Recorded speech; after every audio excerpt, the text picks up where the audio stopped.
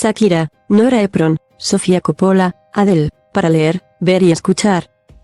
Una dedicatoria en un libro para su hijo. Una simple frase confirmó las sospechas de Rachel Samstad sobre la infidelidad de su marido Mark.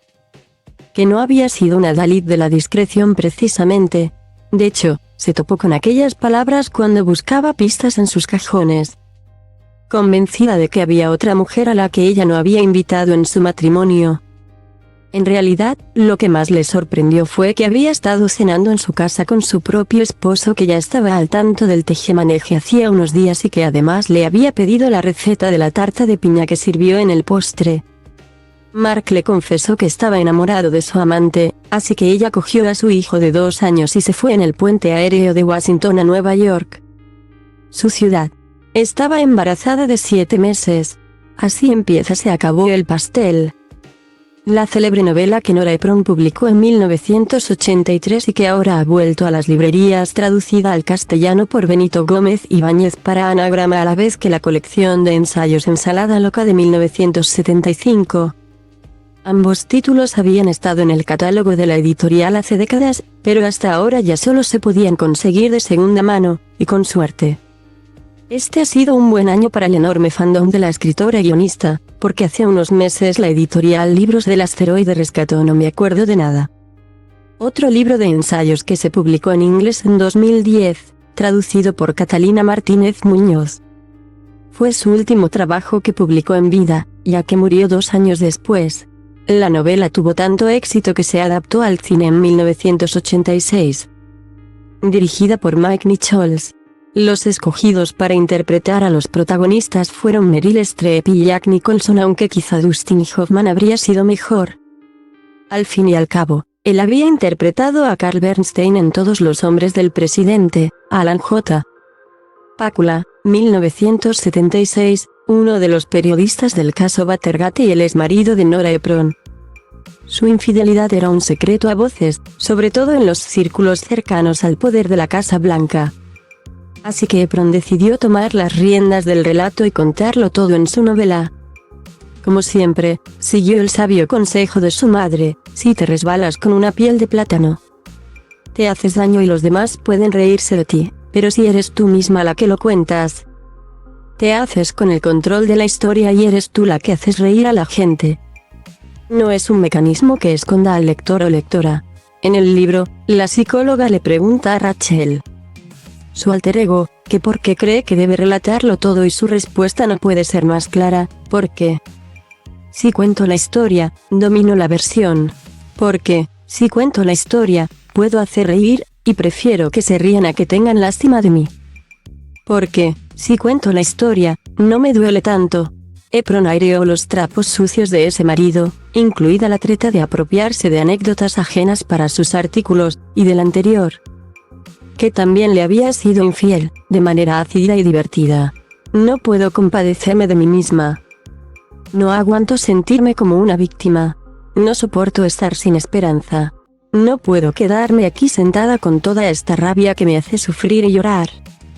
No soporto estar sin hablar, dice en el libro, mayúsculas incluidas, antes de tirar un pastel a la cara de su esposo y terminar definitivamente con su matrimonio. Pese a lo doloroso de la historia, a Ephron su libro de divorcio acabó dándole la alegría de una cifra de ventas espectacular, además de reconocimiento. Algo que no le sucedió a Rachel Cusk pese a la popularidad que su libro Despojos sobre el matrimonio y la separación cosechó en Reino Unido en 2012. En menos de 200 páginas. La escritora explica en primera persona cómo fue el proceso de separación del abogado y fotógrafo Adrian Clarke, su segundo marido y padre de sus 2 hijas. A la par, reflexiona sobre el modelo de familia normativa, los roles de género y sus contradicciones como feminista, aunque más bien es su esposo el que utiliza como réplica: y tú te llamas feminista para casi todo, con su habitual estilo directo y sin artificios. La editorial Libros del Asteroide lo publicó en España, traducido por Catalina Martínez Muñoz en 2020. Mi marido creía que yo lo había tratado monstruosamente. No había quien le quitara esa idea de la cabeza, su mundo entero dependía de ella. Ese era su relato, y de un tiempo a esta parte he llegado a odiar los relatos. Dice Cusk en su libro. Ella, como Efron, intentó hacerse con el control de su historia pero le salió mal. Despojos indignó a su público, que la acusó de ser una mala feminista, una narcisista y por dar demasiados detalles sobre lo sucedido. Por otro lado, también se le echó en cara que no desvelase el motivo de la separación. Ya que te pones, cuéntalo todo, vino a decirle la crítica literaria Camilla Lonen de Sunday Times. Ahora, Libros del Asteroide lanza un trabajo para toda la vida, sobre la experiencia de ser madre, que se publicó originalmente en inglés en 2010 y con el que también la lió parda en Reino Unido por explicar en primera persona y con demasiada crudeza según sus críticos lo que supone maternar. En España su libro sobre el divorcio no suscitó altercado alguno y sería raro que con el próximo vaya a suceder. Pero son temas sensibles y la escritora tiene un imán para la gresca. La inspiración del divorcio. Los dos títulos anteriores son solo dos ejemplos de las muchas obras que han nacido de rupturas sentimentales. En la música incluso han dado lugar a un género propio, el disco de divorcio. Por supuesto. El que siempre se menciona es el Blood on the Tracks, 1975, que Bob Dylan compuso a raíz de su ruptura con Sarah Lowndes. Pero la historia de Lear, My Dear, 1977, de Marvin Gaye es bien jugosa.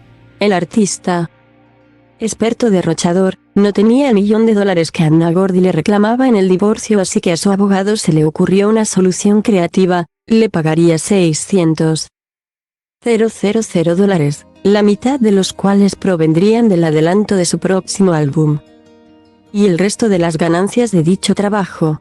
El resultado fueron 75 minutos de rabia, reproches, frustración y desamor musicados que se vendieron bastante mal en su momento y no sirvieron para saldar la deuda en aquel momento. Más reciente es el álbum que Adele publicó en noviembre de 2021 titulado 30, en el que explica los motivos su divorcio con Simon Konecki y el hijo de 10 años que tienen juntos.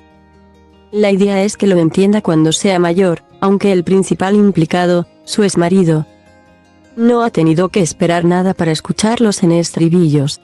Los fans de Shakira y del cotilleo de famosos en general están esperando su próximo disco, que se prevé como el disco divorcio de Piqué.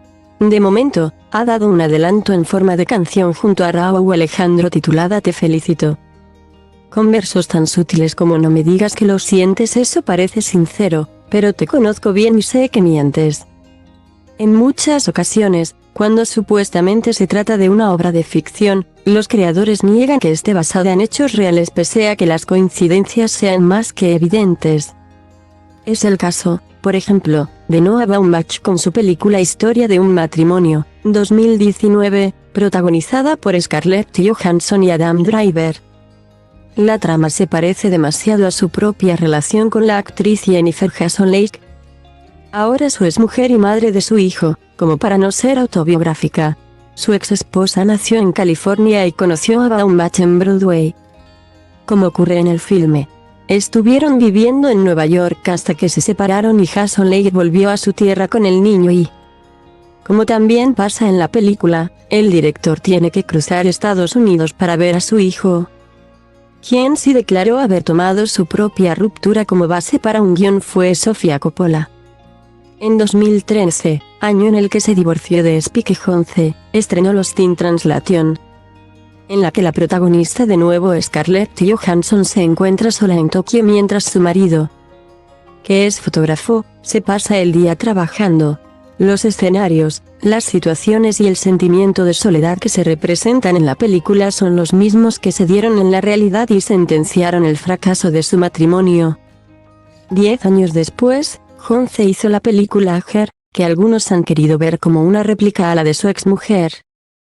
Aunque él nunca ha dicho nada al respecto, ni a favor ni en contra de dicha teoría.